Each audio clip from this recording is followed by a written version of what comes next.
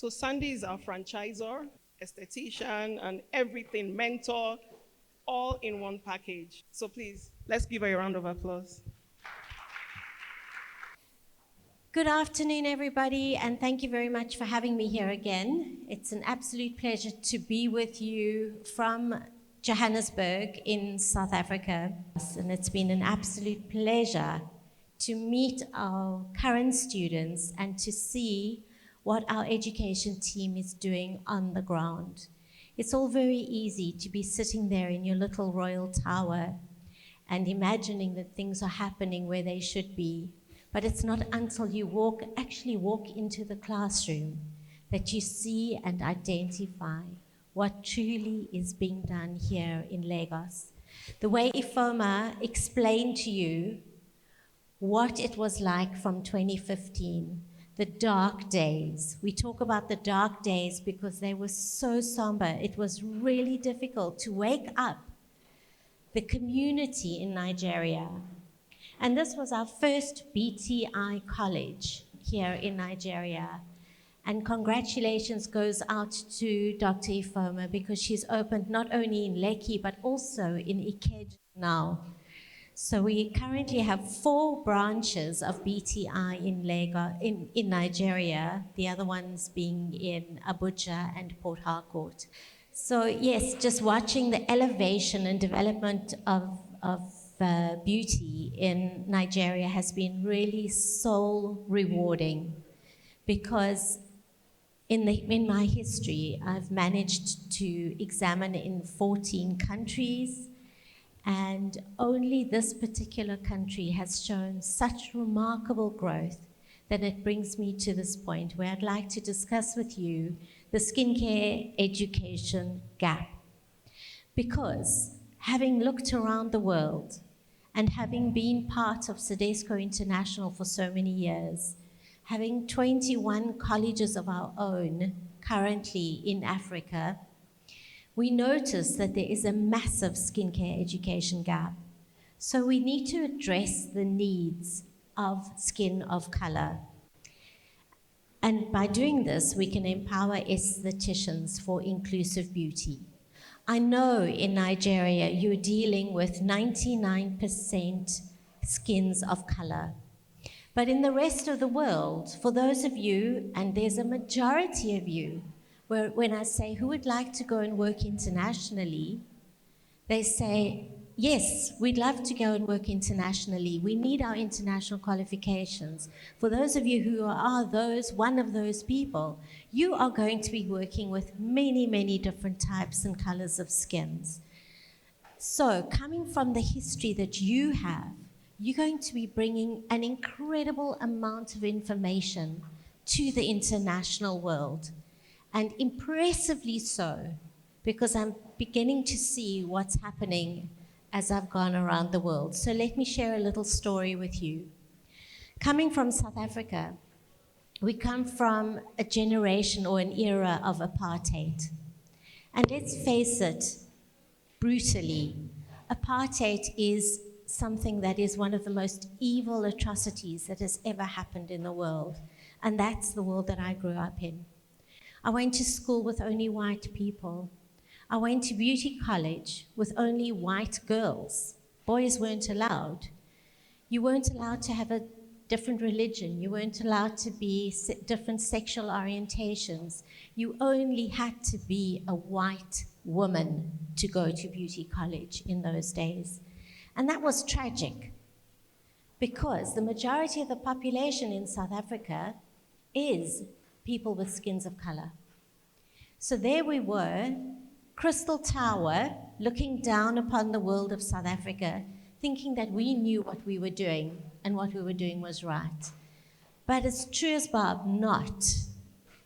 Because wake up, South Africa. It's actually 35 years ago this week that Nelson Mandela came out of incarceration. In 1994, the new South Africa was born. And that brought about massive changes in South Africa, which has been rewarding to see in the beauty industry. In 1996, we opened BTI, our first campus in Cape Town in South Africa. So taking you along on this little story takes us down a long 28 years ago, where we realized that there was a massive, massive need for education on all levels. So when I opened BTI in 1996, my drive and determination was to give people of all skins of color the opportunity to have an education. I was so looked down upon by the beauty industry in South Africa because they wanted full qualifications, which were so exorbitant that the majority of the population would not be able to do that. And that again created a different sense of apartheid. And I was completely objecting to all of this. And I took that full qualification and determinedly stood still and said, you know what? Not everybody wants to do manicures and pedicures and waxing and facials. People want to become specialists, perhaps in specific skills.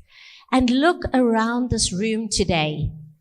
Here we stand with a room full of budding, excited aesthetics therapists who wish to go into a specialization of skincare.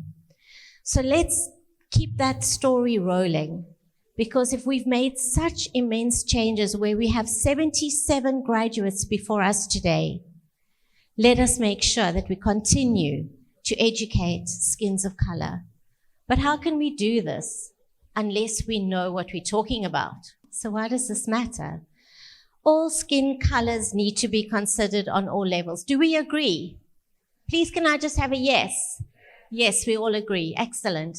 So at this point, I acknowledge my audience and I say kudos to you, and I recognize the specific needs of skins of color that sit around this very room. An ever-increasing recognition of diversity globally, as it should be. Inclusive, medical, and aesthetics. The combination of the two trainings together is needed that incorporates skins of color. Did you know that by 2050, it's anticipated that over half of the US population, which is the third largest population in the world, behind India and China, will be skins of color? Did you know that? Well, that's the real world that we are dealing with. And years ago, we only ever learnt about Caucasian skins. That's all that was in the training manuals. And not only for estheticians, but also for medical practitioners. True story. So let's understand skins of color.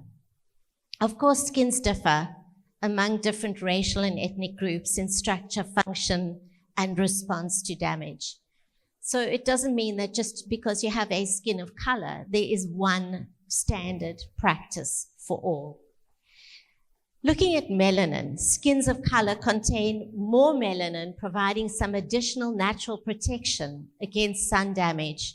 So in a way, you have huge benefits of sun protection and anti-aging protection. When I look around and I meet people of my age, and I look at their skins, I stare at them in admiration, because we have a continual challenge to keep this white skin looking young. Whereas with a skin that's of different colors, deeper colors, you look young forever. Aren't you lucky? So there were studies on existing education levels. There is a disproportionately low representation of skins of color dermatology in the medical education system in the United States. Now, this disparity contributes to adverse experiences, missed or delayed diagnoses, and overall health inequities for individuals of color. Now, the lack of sufficient skins of color education begins at medical school level and continues through and beyond formal training. When I was chatting to Dr. Ifoma about this the other day, she said it is at such a minor percentage of learning that they did when she was studying dermatology. And that's tragic, because we're dealing with the majority of the population that have got skins of color.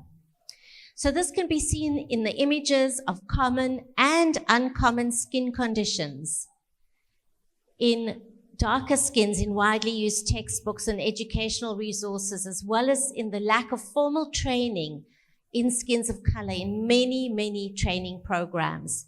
But recently, I think we should all celebrate, valuable strides have been made to make dermatology education more inclusive.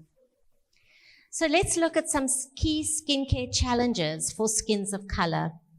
Looking at hyperpigmentation and watching Gloria's presentation, her before and after pictures, it's absolutely phenomenal to see the results of skin treatments and skin products. So she's combined the two, skin treatments and skin products, together. Now, if you look at hyperpigmentation, most of the people that we saw in those pictures had hyperpigmentation. So skins of color are more prone to hyperpigmentation disorders, particularly post-inflammatory hyperpigmentation. And then what about keloids?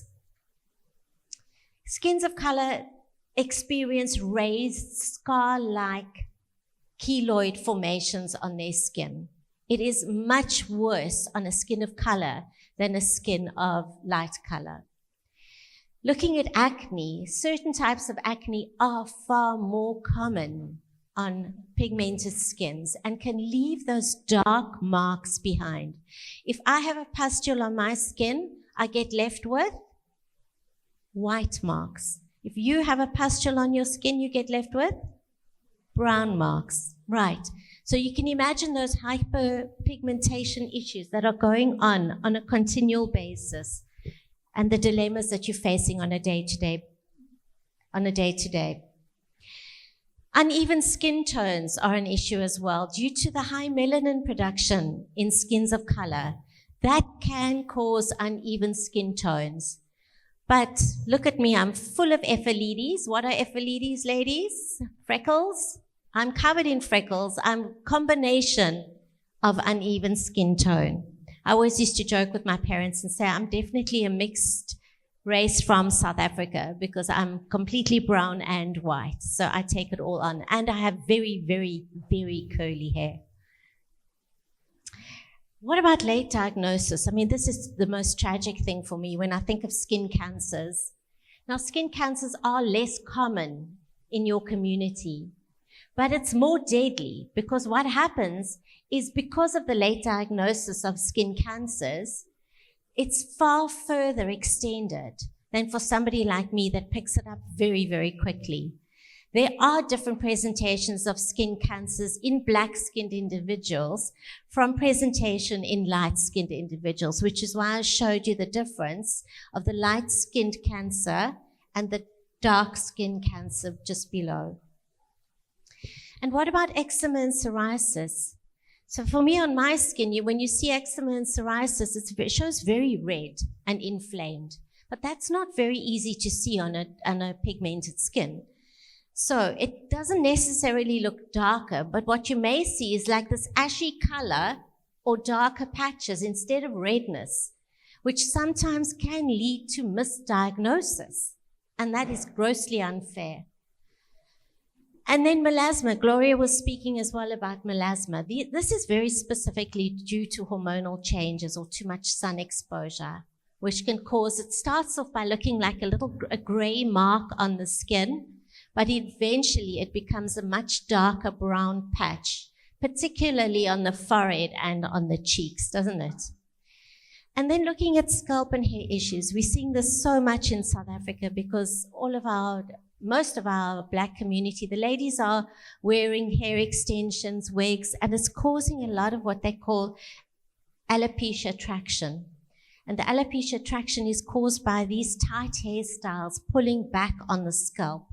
So scalp irritation is quite a common concern for many people with skin of color. And ashiness. I think we've all seen this on people we're walking behind, where we see this ashiness on their elbows, but it's more particularly during cooler months. So maybe we see it more in South Africa because we've got a very different climate to what you've got here in Nigeria. Why does somebody get vitiligo, or what can we do to help somebody with vitiligo, other than the aesthetic side where we can help with skin coverage, where we can use really amazing skin coverings now, but it is a condition of pigment loss from areas of the skin causing whitish patches, often with no clear cause, but I have been led to believe that it's often based with a vitamin C deficiency. So that's something interesting to digest and to look into. But what about lupus erythematosus? This is such a hectic illness. Lupus obviously is an autoimmune condition. So this is an autoimmune inflammatory disease causing scaly red patches on the skin, especially on the face, and sometimes affects the connective tissue in the internal organs as well. So this is quite tragic and difficult to deal with from our perspective. But it's something we need to be able to identify, isn't it, when we're looking at skins of color. Now, the reason why I brought these up with you today is that when you look in so many medical books and beauty therapy books, you don't see pictures with skins of color. So I was specifically looking for these slides that particularly focused on skins of color. What about reactions to procedures with skins of color? Light spots, dark spots, scarring, all of these things can happen from things that we're doing in the classroom or things that we're doing in the treatment room, like chemical peels, microneedling, laser resurfacing. All of these things can irritate skins of color if not done properly and with the correct devices. So some lasers, IPL and CO2 lasers, are not suitable for darker skin tones. Be very careful that you purchase the equipment that is specifically for darker skin tones, because using the wrong device can leave severe scarring and white spots on the skin, and you do not want to be the responsible person for that. People with dark skin also have a higher risk of developing hyperpigmentation from intermediate and deep chemical peels. So product choice, guys, is key. You have to be very, very observant with what it is that you're purchasing. How's this for an amazing chemical peel result? This is after a series of a few treatments. She's had the most incredible results in the hyperpigmentation, the pustules, open comedones, closed comedones, pigmentation that she's showing, or post-acne scarring. But this is a good result from a chemical peel. So this has been a chemical peel that is safe to use on a skin of color. But let's look at this microneedling treatment. This is a horror of horrors. Imagine you do a microneedling treatment and you leave your client with her skin, or your patient with her skin like that. It's devastating. It's lifelong scarring that you have caused. So you need to be well educated and know what machine you're doing, how you're doing it, how long, what speed. There's so many conditions as to how you do this treatment that you need to be eternally responsible when you're working on the human body. This I've seen happen in one of my own colleges. It is absolutely traumatic. One of my students was doing IPL on another student on her legs. She left her with a series of marks like this. The teacher was there. The student had no skin sensation. She said she was not feeling anything. We were concerned perhaps she had some maybe diabetic issues where she had depleted skin sensitivity, and to this day we still feel this might be something that we need to look at. But imagine her legs. It's nearly 2 years later. She cannot wear a skirt, shorts. She's got these dark marks left permanently on her skin from one of our machines in one of our schools. And she's quite a fair skin as well, like this. So I ask you specifically for skins of color, how much of this did you actually learn at university for those doctors? or dermatologists? How much of this did you learn in beauty college? How much of this have you experienced through your own actions? And how much of this have you only seen online through your own research? So those are very serious questions to ask. And that brings me to the consequences of the education gap that we're sitting with at the moment. Insufficient education contributes to delayed diagnoses, misdiagnoses, and inadequate treatment of skin conditions, leading to those issues arising. So due to the curricula being inadequately covered, these conditions lead to low confidence. Our low confidence, because we don't really know all the time what to do and what is the right thing when we're dealing with the skin of color. So it concludes in result disparities as darker skin clients experience inferior outcomes due to lack of training, particularly for conditions like keloids, vitiligo, lupus erythematosus, all which require a specialized understanding of melanin on the skin. Now, these errors lead to increased healthcare costs. You can imagine this poor client, this poor student of ours, how often she's had to go and see the doctor, for which we've been responsible to pay. But these healthcare costs and negative health outcomes, let alone the mental health issues that are left behind after something like that. So we do need to utilize culturally responsible teaching methods, allocate research funds for melanin skin investigations, incorporate AI. It's a tool at your fingertips these days. Don't delay to use it.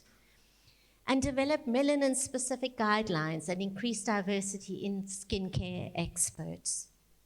So to address the gap in education and training, of course, we are BTI, Beauty Therapy Institute, is all about skin education and education in the beauty industry. So we need to look firstly at the medical schools and training programs to reevaluate their outcomes and their resources.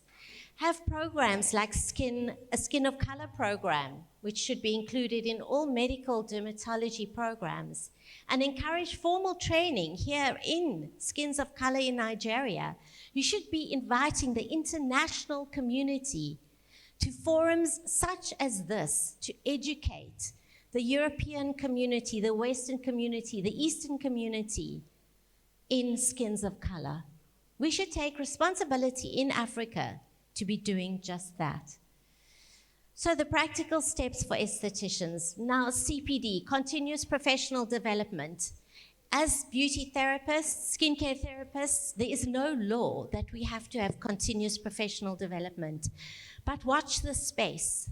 Licensing is going to come your way, and you're going to need to prove your CPD, which means you need to reach out to do continuous learning. Why not continuous learning in Skins of Color, right?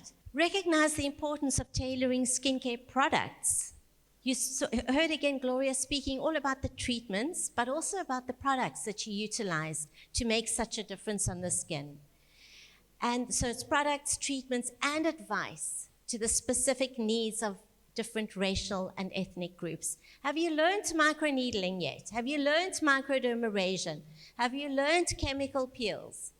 And what about laser? Have you done those trainings?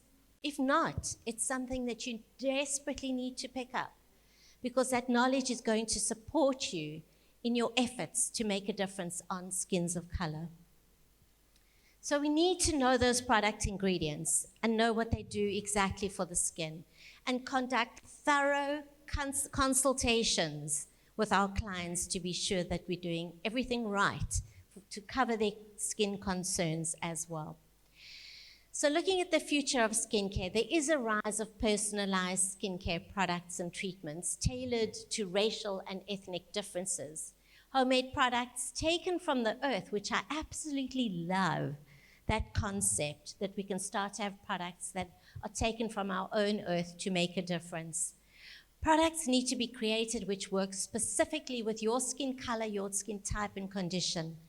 So by doing ongoing research to fully understand racial and ethnic skin differences will continue into the future. They need to focus on gentleness, having a gentle treatment first before you go in there, guns blazing. To really make a difference on the skin, you've got to start to get the skin working properly on its own, just to prevent post-inflammatory hyperpigmentation. Looking at the role of skincare products, it's essential to choose the correct skincare range. So when you're opening your own clinic, be sure to reach out to the right providers of skincare products so that you know that the treatments you're going to be doing are supported by valuable product lines. So we have co-branded Beauty Therapy Institute powered by Rejuva and also Skintivity products already in Nigeria. So we're very excited to be including that into our students' kits when they are working with us as well. And that is because Rejuva has got such a well-developed product line that we've put our name behind Rejuva to say, guys, this is what you need to back your business with. Sun protection for all skin types, particularly types 5 to 6, Fitzpatrick's. And ingredients to consider. Why a big no to hydroquinone? When I was last year in Nigeria, I did so many radio and TV interviews on the effects of hydroquinone. It's a huge problem. And those clients and patients that are still using hydroquinone, that are coming into your practices, it's a massive fear because they're causing so much damage to their skins. Unknowingly, they get told, oh, you want to have a lighter skin? Let's start to use hydroquinone. Why do you want to have a lighter skin in the first place? Enjoy the skin that you've got. Enjoy the color that you've got. Exactly. And be cautioned to risk hyperpigmentation when prescribing different treatments to your clients. Looking at community awareness, we need to increase consumer knowledge. So those consumers out there, those are your clients. What do they know about skincare? What do they know about treatments? You need to be educating them, holding forums, etc., for them. Advocate for representation and inclusivity in the beauty industry. An event like this, where beauty needs education, this is event number 6 that Dr. Ifom has put on. And it's essential that you continue your professional learning by attending something like this. We need to advocate for representation and inclusivity in the global beauty industry, not just here. So we need to acknowledge and address the issues of colorism within the communities, promoting beauty of all skin types. Sure, we worked hard on it in South Africa, guys. It has been an immense amount of work to change the mindset and the attitudes of the world that we've been living in South Africa.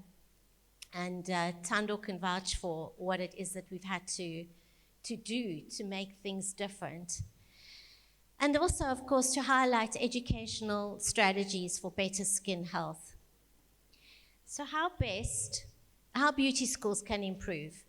Because, of course, that's where we come from. It's all very well to say to medical professionals, you need to change your syllabus. What about us? We need to change our syllabus and our curriculum.